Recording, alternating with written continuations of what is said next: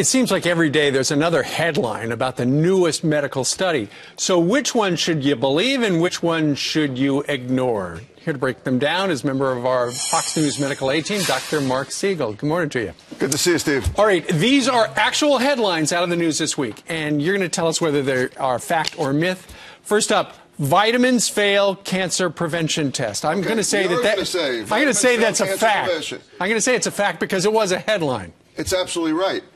You got that one right. Why does it fail? Because there's a study out this week that shows that vitamin D, which we thought was the one vitamin that prevented cancer, was not associated with the growth of polyps in the colon that can lead to colon cancer.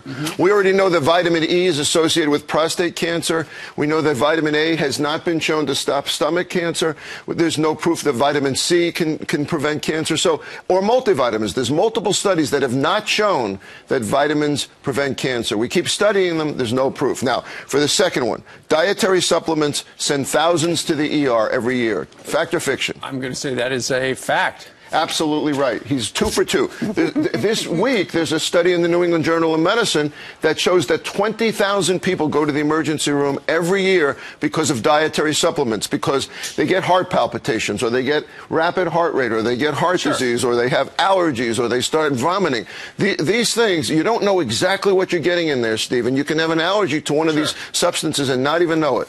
Because some of these dietary supplements, they don't go through the same rigorous testing as actual drugs. FDA only gets involved if someone gets really sick. So that's right. They're not screened, and we don't know how much is in there. Okay, third one. 8 hours of sleep is the recommended daily amount. Fact or fiction? I'm going to say that is a myth because sometimes I get by in 2 hours and I'm just fine. Well, you're not the prototype. Steve Doocy is not the prototype here.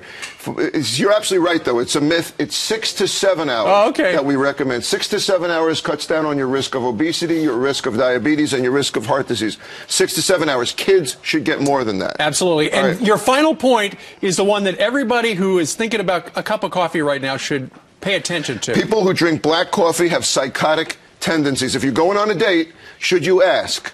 Okay, I'm going to say that that is a myth, but I read the card and I know that's true? No, it is a myth.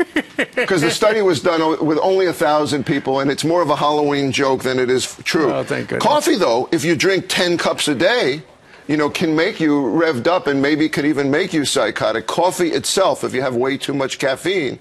But it's not black coffee that causes that. Black coffee just stains your teeth. Most of us have a little milk or some creamer in there. Take the edge off. So the news here is that sometimes you see stuff in the news, the headlines, it's a little too good to believe, and in this case, it's true. But do question people before you go out on a date. Before you go out on a date, do ask them, but don't worry about the black coffee. My wife doesn't allow me to go out on dates. I hope not. Ever since we got married, she has not allowed me to date. That's very wise, Steve. No kidding. I check in with her from time to time. All right, Dr. Marc Siegel, thank you very you. much for joining us today.